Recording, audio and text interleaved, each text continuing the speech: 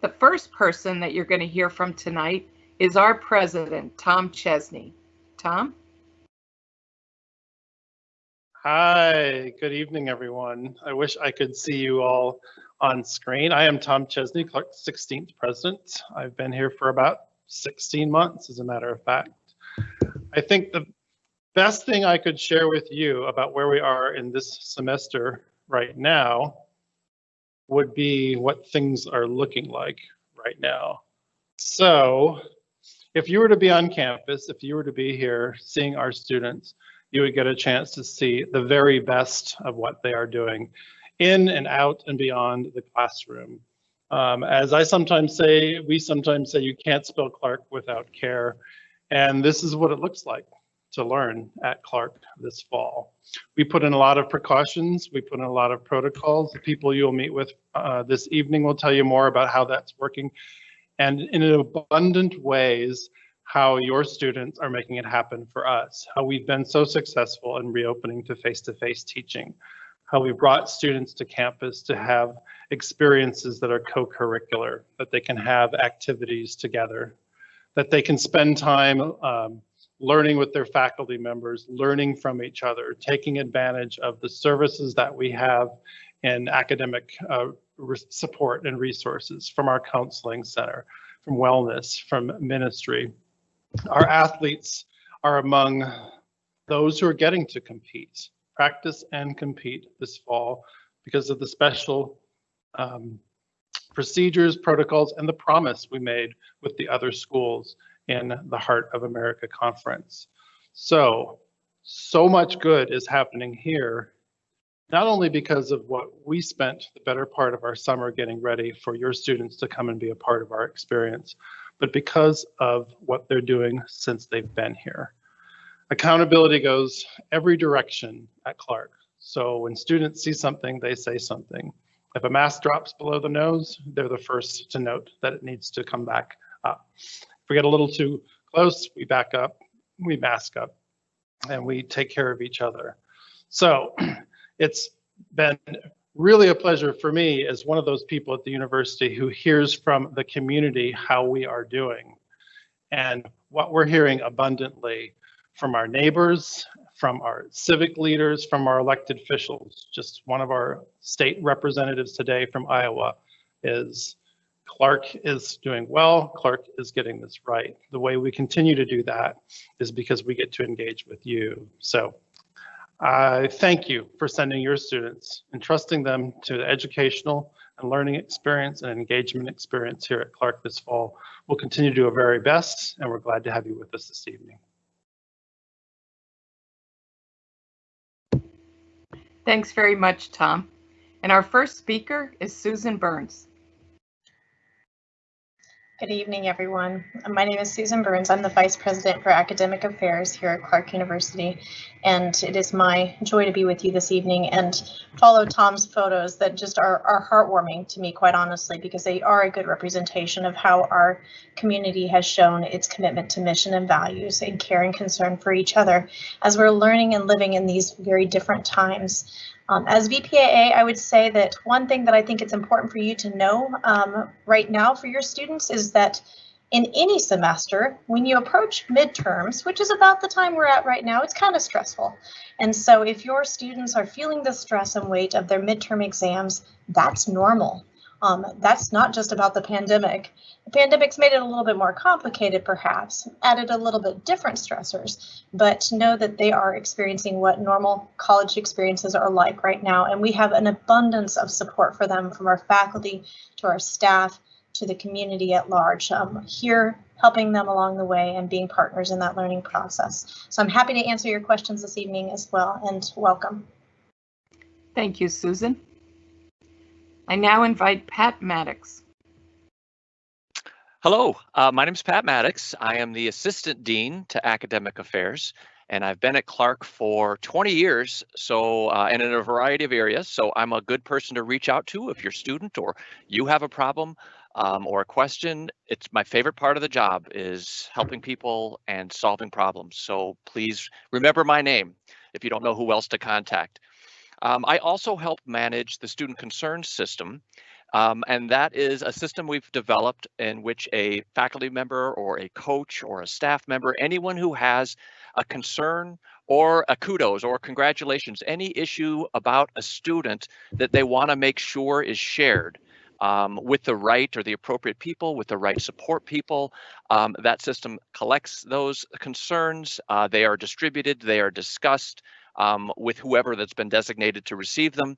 And then we also have a committee that has representatives from all areas on campus. And that part of that committee's responsibility is to get together and to talk about all those concerns and make sure no one is slipping through a crack. So that's, I guess, what I would want to say to the parents, and saying that there are a whole lot of people and a whole lot of tools in place to make sure that students get the support that they need here. Great. Thank you, Pat. From what you're saying, we have a lot of supports for the challenges that students face. And someone who's very supportive, next up, is Marianne Moss.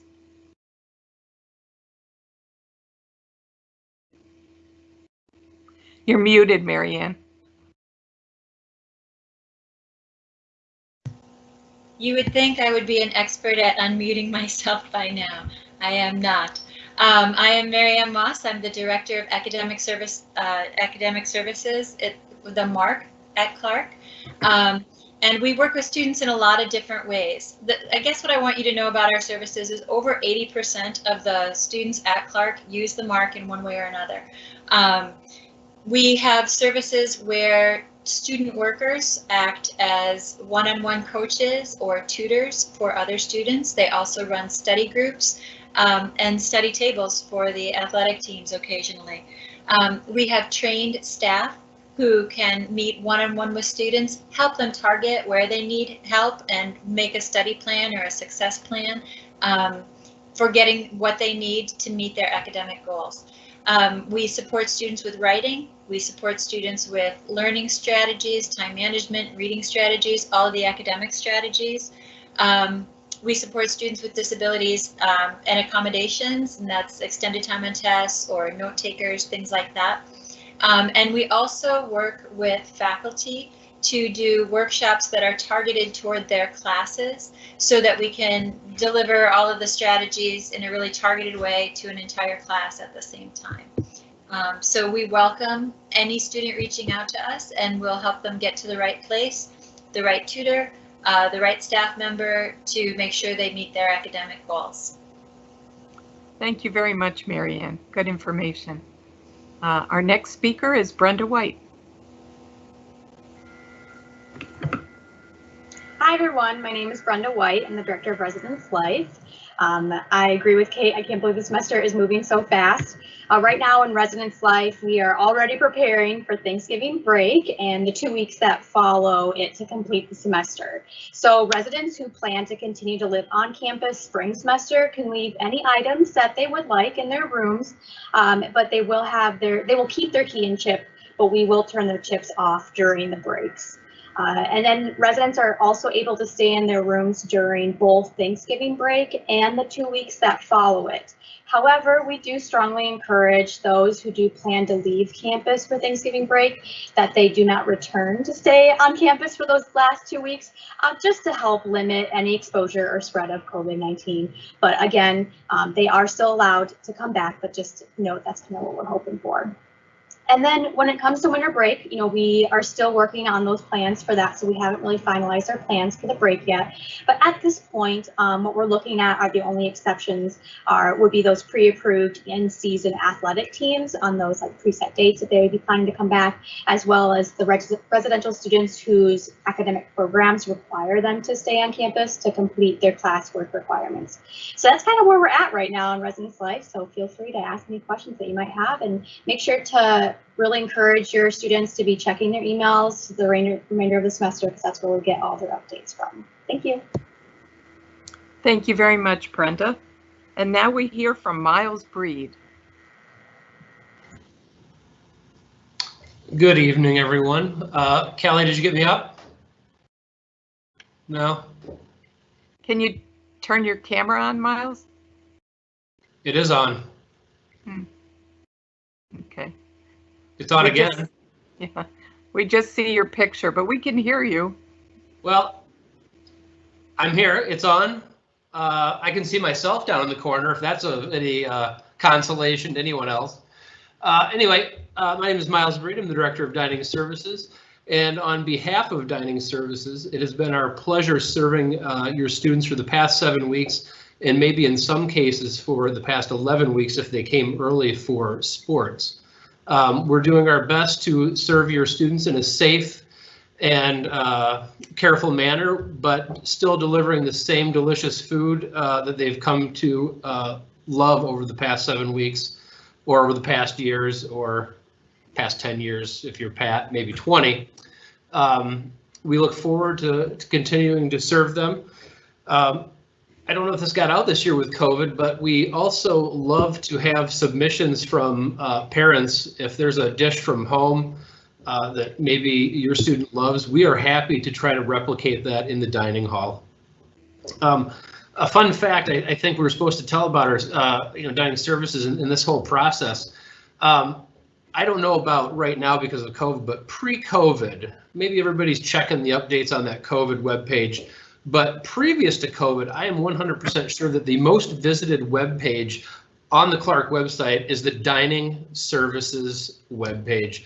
And that is because food is quite important at Clarke. We love what we do and we love serving your students. Happy to answer any questions tonight. Thank you. Thank you, Miles. Our only wish is that we could be doing this over dinner. Our next speaker is Robert Hoover. Hello, everyone. Thank you for having me tonight. Happy to speak with you. My name is Robert Hoover. I'm the Director of Financial Aid here at Clarke University. I've been here for about 2 years. Some important things to know, I think, for parents at this time of year. If you haven't heard already, the FAFSA for next fall is available for families to start beginning to fill out and begin that process. So I know that's exciting for a lot of people. People are probably have been waiting for that information for a long time, but now is a great time to begin that process so that you have things in line for next year. Another important piece of information this year, next month will be registration for spring classes. So if students are in a position where they still need to get some things in line to be financially clear in order to register, certainly help us. We're there to help with those types of planning, things that might need financial planning. We can help students and families walk through the variety of resources that we have, beginning with the FAFSA. So that's a good way to get the ball rolling and everything in line and queued up ready for next year. But again, for this semester, certainly we are here to help if there are conversations, questions that students or parents have, or together as a family, we're happy to answer those and walk you guys through the necessary steps. Robert, thank you very much for that helpful information. Our next speaker is Tammy Moore.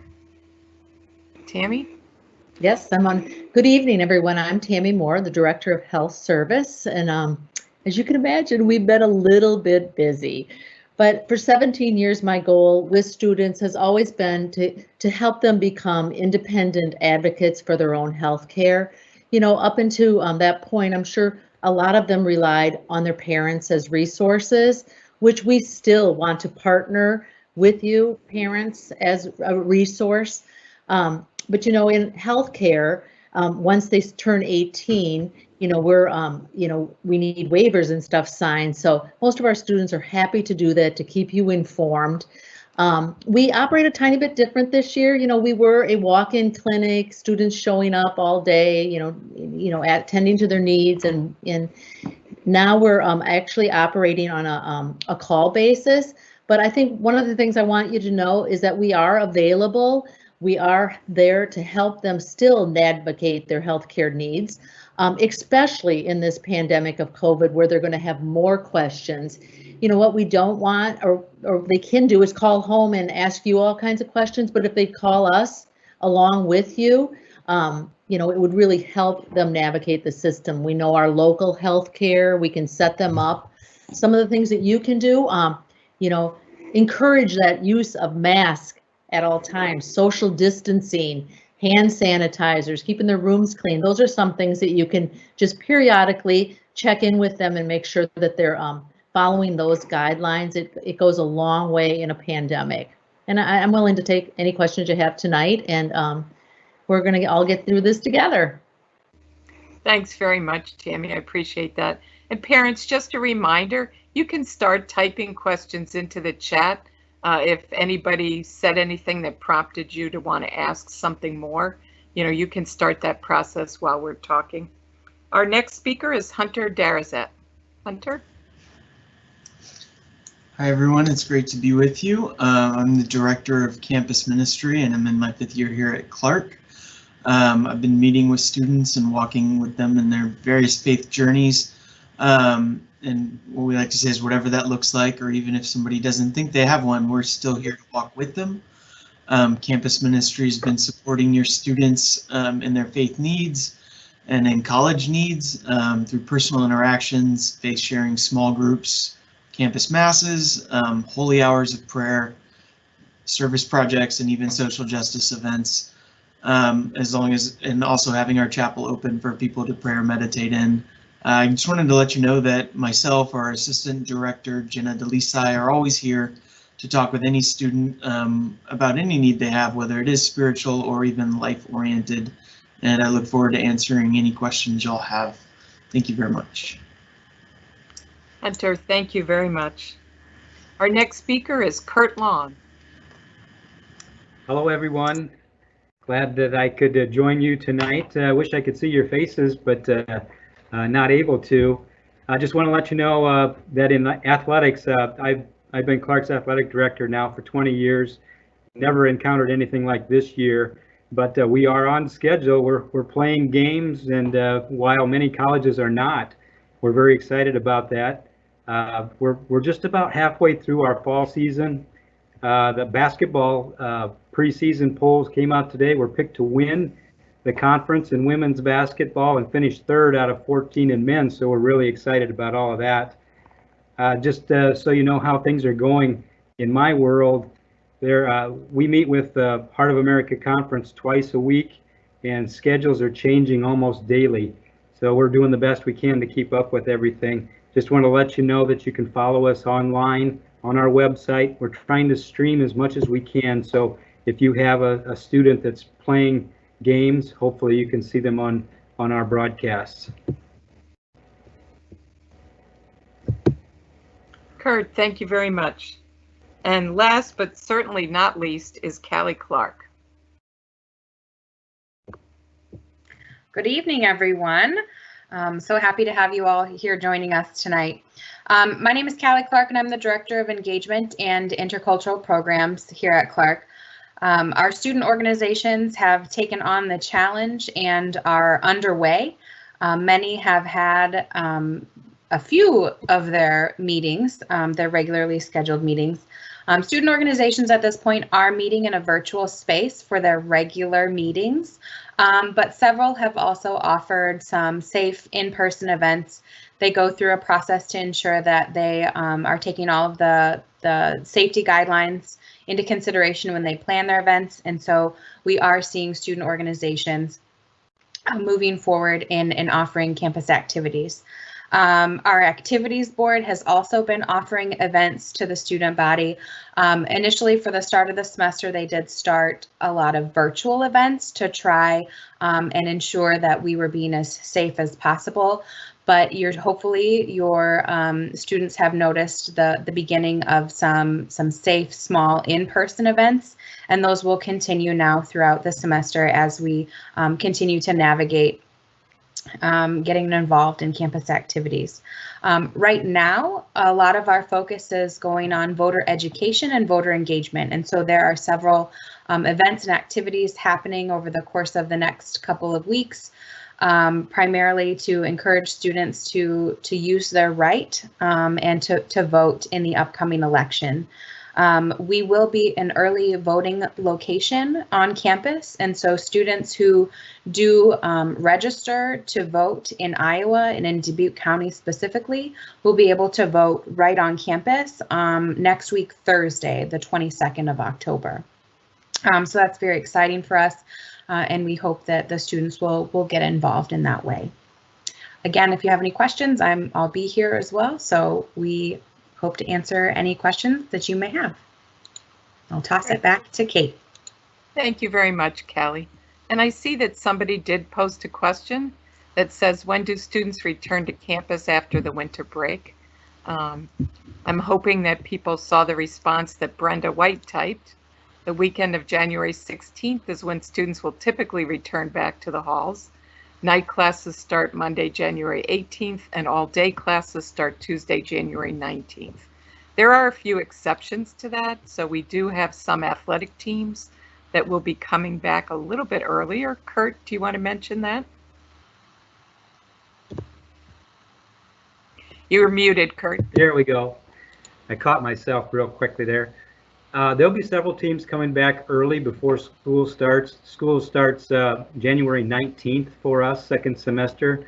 So again, I'm not sure what parents or family members of what sports we have here online, but you can get the more details through your students. There will be teams moving in before that start date. Kurt, there's also a question that I inadvertently published that's asking if there's updates on indoor spectators. That's a hot topic these days. We've been very conservative with safety first on our campus. We opened up spectators to the outdoors on October 1st, but we're still restricting indoor spectators through this month. The cabinet had a meeting this morning yet, and waiting for some response on that yet. But as we open up gradually, we will handle it on a pass system, a pass list, so that we can limit the number of people in our indoor venues. Great. Kelly, can you tell me if everybody saw the question that Janet wrote about will students be able to go home for Thanksgiving and return the next day? Everybody saw that, okay? And Brenda responded, yes, they can return. Yes, yep, we did publish that one. Right, good. We're just hoping that everybody will, you know, we've really been trying to keep, as Thom says, Clarke in a bit of a bubble so that we can prevent the spread of COVID to our campus. And so we've been really pushing students to maintain the safe practices that Tammy mentioned. And I think part of the fear with students traveling to go home and then coming back is that could they perhaps be bringing things back with them or bringing things from here home? And so I think the more we can mitigate, mask up, keep socially distanced, not have, you know, the big, I've seen a lot on the media these days about maybe this isn't the year to do the huge family Thanksgiving dinners, but maybe smaller family dinners would be safer. I know every family has to make that decision for themselves, but we're really trying to hope we can get through the semester with as few cases on campus as possible. Parents, you might have more questions about that. Feel free to type them into that Q&A or any that you have on your mind.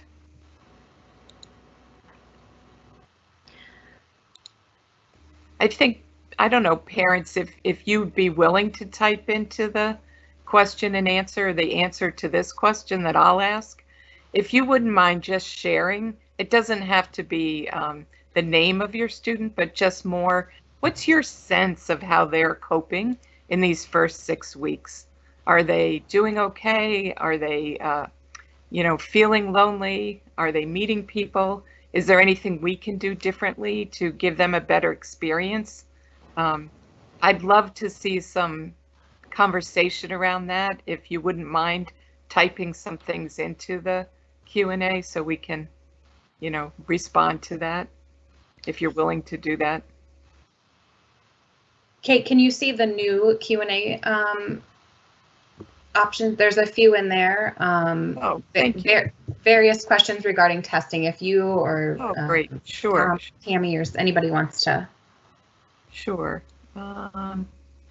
Okay, this question is, why are we not doing mandatory COVID testing weekly as other colleges are? Very good question. We seek advice from the CDC as well as our local health officials, and we have not gotten any direction that we should be testing everybody as a mandatory action. And so what we've been doing is providing testing every Tuesday for free to anyone on campus, employees and students, to go over to the Kiel Center on Tuesday afternoon and have a COVID test. And then obviously if somebody is having symptoms and they're talking to their athletic trainer or to our health services staff, they are referred for testing as well.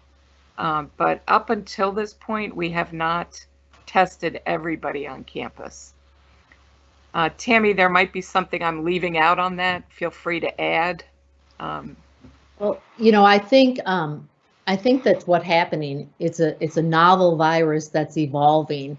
So when we first came back to school, you know, there were very limited facilities to even get people tested in, you know, and then we moved through the process of symptomatic people could be tested, but not. And then they opened up a couple Test Iowa sites where more people, and that's when we jumped on board and became, you know, affiliated with Test Iowa and did some mass testing on our campus. And then we also set up weekly testing for students, you know, to come and be tested, whether they're symptomatic or not, they can be tested on that. So, you know, that's some of the things we've been doing. Yeah, Tammy, somebody typed into the questions, how about Advocate for Healthy Immune Systems? CDC updated their website and stated masks are not healthy. I don't know that that's anything that we have been taught. Well, you know, everything I've read says that masks are really one of the things that can help us protect ourselves and protect others from us.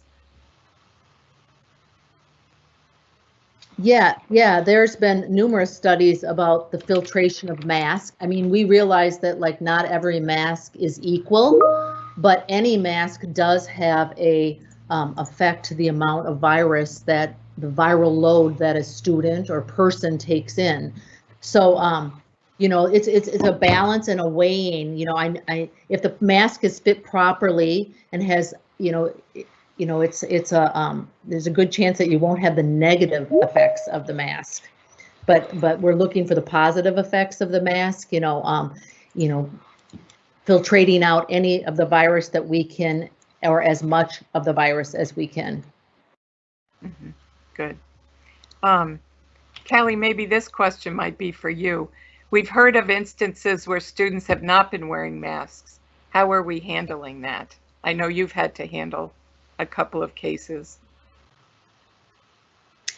Yeah, so I think whenever we receive a report or even just see a student who is either improperly or not wearing a face cover, I think the community has done a good job of responding and calling out the act in the moment. But if we do, either a student or a community member isn't feeling comfortable to call it out in the moment, we do have a form, an online form that they can submit to give us details about the instance and share with us so that we can formally respond. And so we have myself and Brenda White have been the two primary individuals who reach out to students to have conversations about their actions, to get a better idea of what exactly was happening at that moment in time, as well as talking with them about the impact of their behavior and trying to get them to understand kind of the science behind the transmission of the virus, and work with them to be more vigilant in their following of those guidelines. Mm-hmm. Thanks, Callie. Mm-hmm. And Kurt, I think these next questions might be good ones for you. The first one is, can you tell me about your COVID testing policies in general and for athletics? So maybe if you want to address what we did with athletics. Yes, as Callie was speaking, I was thinking about our ATS system, and I was eager to say something about that. our athletic trainer, Marissa Robbins, over the summer developed a screening system that our athletes and our general students use, where they're asked to screen every day before 10 a.m.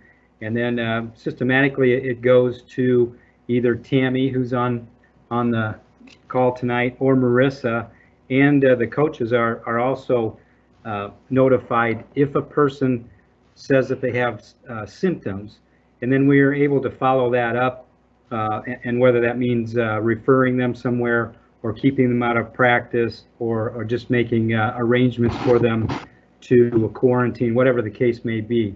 But that system has proven to be really solid for us, you know, and around the conference among the 14 schools, our numbers have been quite low, knock on wood. So that system's been quite good for us. Great. And then are athletes able to come home for Thanksgiving? Kurt, that one's for you too. Okay, that's one you and I have been talking about, Kate. Yeah. I think the short answer is yes. I guess maybe if someone wants to talk about how the academics will be handled after Thanksgiving, and then I can just add to that with the athletics. There will be some teams that will still be practicing or playing after Thanksgiving. So yes, and I think I should mention basketball. There's a good chance that basketball might stay over Thanksgiving. Those details will come out real soon, because the schedule's changing, and we know that we're going to be playing on Saturday, the 28th of November. So there's some moving targets in there, and I think we're going to have to provide details as they come up. Yeah, great. Maybe somebody could look this up while I'm answering another question, but one of the questions is how many students have tested positive. We don't break it down by students, but we have students and employees. And on our website on campus, under COVID, if you go to the clarke.edu website and you go to the COVID site where you get all the communications that we've sent out, there's a box. And every week we put the number of positive tests that we've had, and also the number of people that have been tested to date. So that's updated every week. Honestly, the number this week didn't stick in my head. I don't know if there's anybody who remembers that or could look it up quick while I'm answering another question. So there is at least one parent on the line that is a bit frustrated that we are asking people on campus to wear masks. But I just wanted to let you know, the chair of our Board of Trustees is also the head of public health for the city of Dubuque. And we do seek guidance from our local officials, such as this person. And everything that we've read and been guided to is that we need to require people to wear masks. And it's a part of our message to our campus and our expectation. I know not everybody agrees with that, but that's what we're doing at Clarke. And if you're on campus or a member of our community, that's what our expectations are. And Kate, I can chime in a little bit about the question that's been sitting in the queue. The CDC says 70% of people tested were wearing masks. Go look. I haven't actually looked or brought that up, but that would not surprise me because of some of my earlier comments about not all masks are created equal, and so they filtrate at different levels. And then also, not fits to mask are created equal. So if a lot of people being tested were wearing polyester masks that they weren't keeping up all the time, you might see a higher level, a percentage of, people that were masked that, are now positive. So, a lot of it has to do, with how you wear your mask, right, and also the fit of your mask and the effectiveness of the material of your mask in all of the studies that have come across my desk. Right. Tammy, don't go away. There's a question about, would we ever consider offering a free flu vaccine on campus? Could that ever happen? Well, when you hear at institutions where they're giving out free flu vaccines, a lot of that was probably a written grant through, some department that, provided those free flu vaccines. We would love to give out flu vaccines, but those grants aren't easy to obtain and usually go to some of the larger institutions. They're always looking for the biggest impact to free. And, with Clarke being a smaller private, and we think of it as a really positive, big impact to be smaller, we don't always qualify for some of those, free flu vaccines. Okay, thanks, Tammy. Susan, I think you'd be a good one to answer this next question. So what percentage of students are currently taking classes remotely?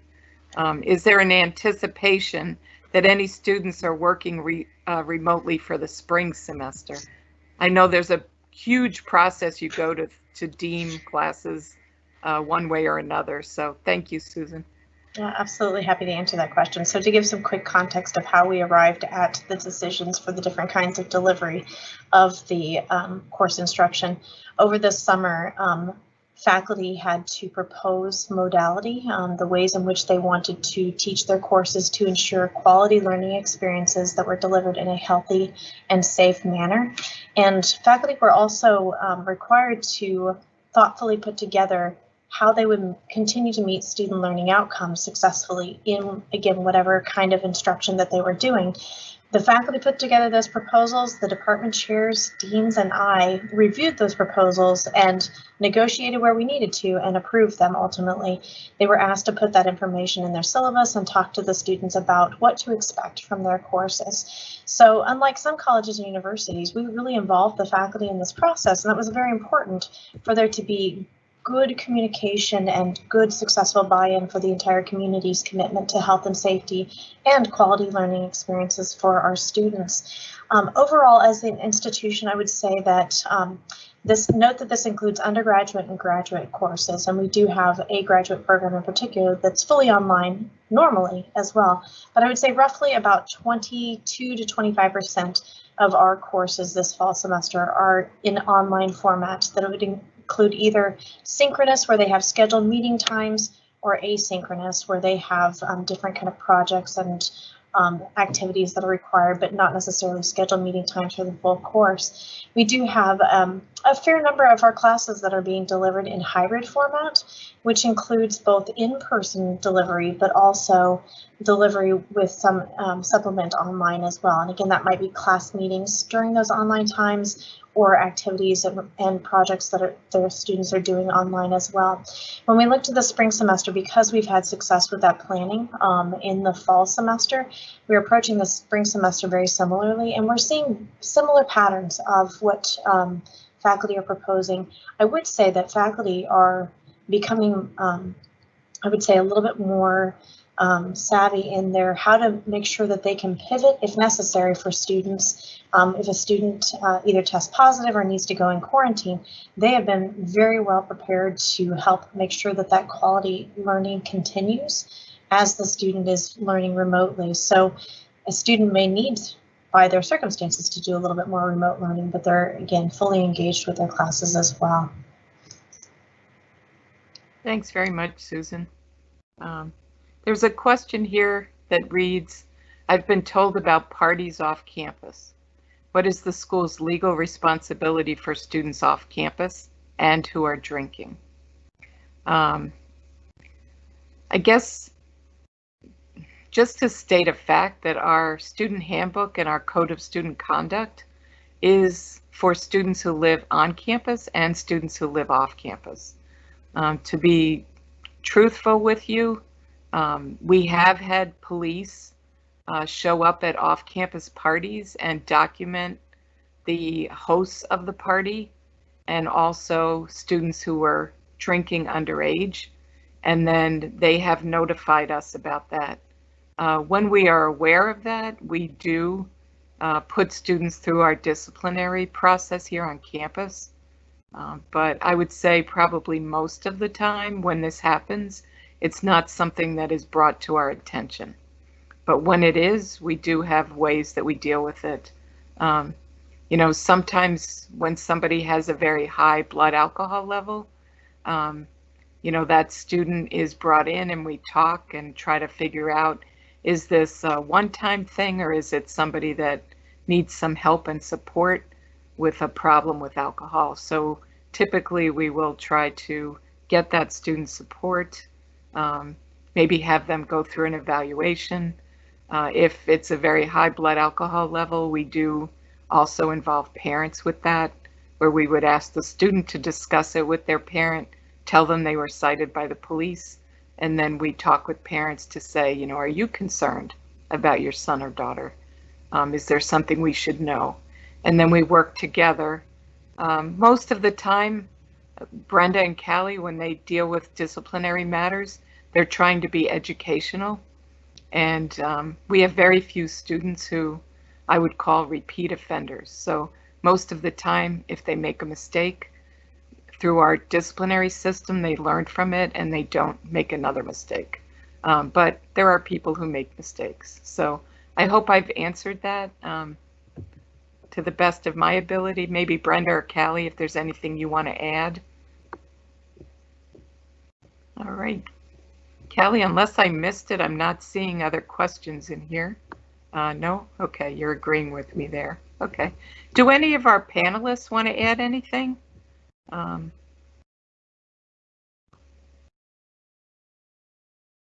just think that I could add from my perspective, having been intimately involved in this since day one, that I think a couple things we have to remember. The novel new virus, so it is evolving and changing, and so we're and you know, we're working with a campus that has demographics, a lot of different demographics on it, so we're responding to the changes as quickly in a timely manner as we can, and we're certainly willing to listen to any parent that has a concern or maybe read something on a website before us or just wants to, you know, put it by.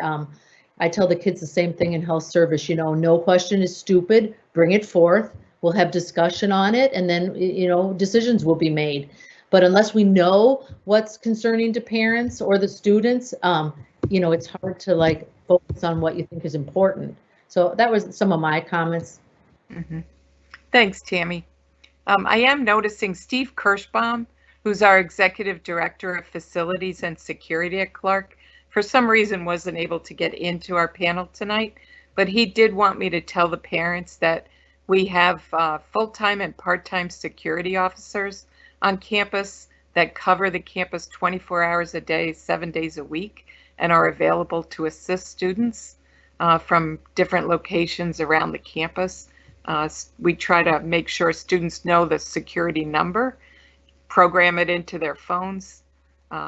The campus is also covered by security cameras that are spread throughout parking lots and at certain entrance points. All campus residence halls are equipped with that chip access system. The great thing about the chip is if you lose it for some reason, it's only $10 to replace. And if you call security, they can deactivate it right away. So if somebody should find that chip somewhere and try to get in, it won't work, as long as the student reports it as missing. So we don't want to take our safe campus for granted, so we do ask students to partner with us in keeping our campus safe. So they're very good about reporting things that seem out of the ordinary or, I don't know. I think they realize they're our partner in keeping a safe campus, so we appreciate that very much. Let's see, I know, Thom, you wanted to make some closing comments. It would be great if you could.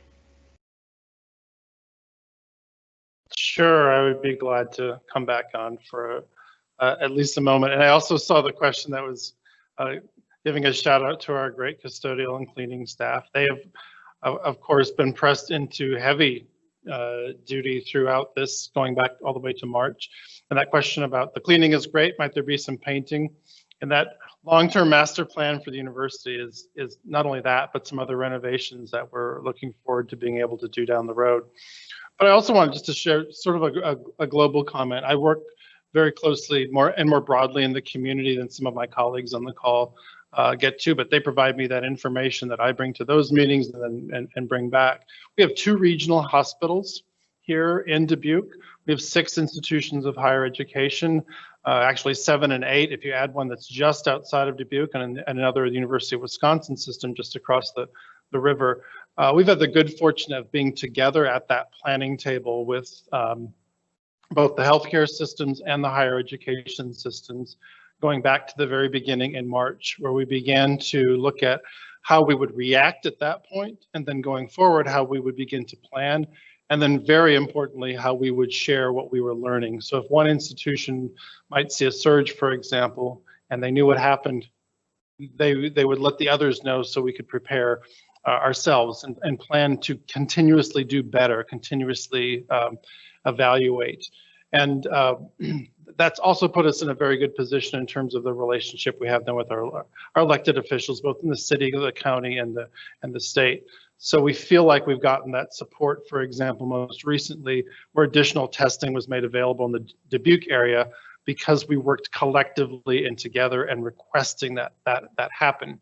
So there's a second, testing site now in Dubuque, and that was part of the combined, I think, response to so many entities being able to make the case as to why we wanted that to be available and in a timely way and in a regular way going forward.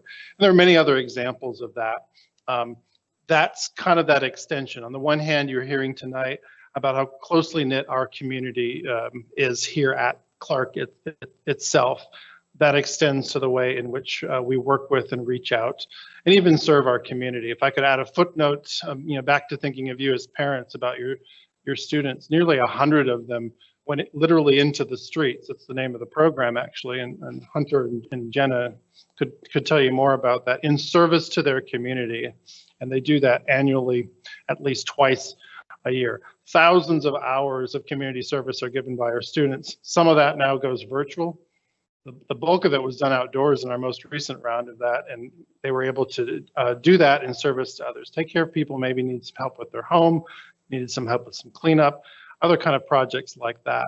Those experiences that are part and parcel to the civic engagement, community engagement of Clarke students are continuing to go on in very novel and different ways. Callie would probably sell herself short a little bit, but with all those engagement and intercultural programs that she has going on, a shift to make so many of those continue to be successful is occurring, so that students still have those outlets to do that and do things safe, but still feel very connected. So I think it's as we talk about being a community, it's good to close with some of the most recent things that are going on that are representative of many of the reasons why students chose to come here. And as they shared with us on 4 recent nights when we had call-ins for our new students, our transfer students and our new first-year students to talk about it, those are the things that encourage them to want to stay. The faculty experience, the community events, the ability to engage even under these difficult circumstances. So I would want all of our parents to know that as well, in addition to our great appreciation for you joining in, for asking good questions, and also knowing that call like this, it ends here in a few minutes, but we are among the most accessible faculty and staff you would find anywhere in this country. We all show up in the directory and we all respond individually to the emails that we receive. So we encourage you to stay in touch in that way too. Back to you, Kate. Great. Thank you so much, Thom. Those are very good comments to bring closure to our time together. Parents, please know that we will be posting this recording and hoping that parents who were not able to join us tonight might be able to listen if they have the time and interest to do so.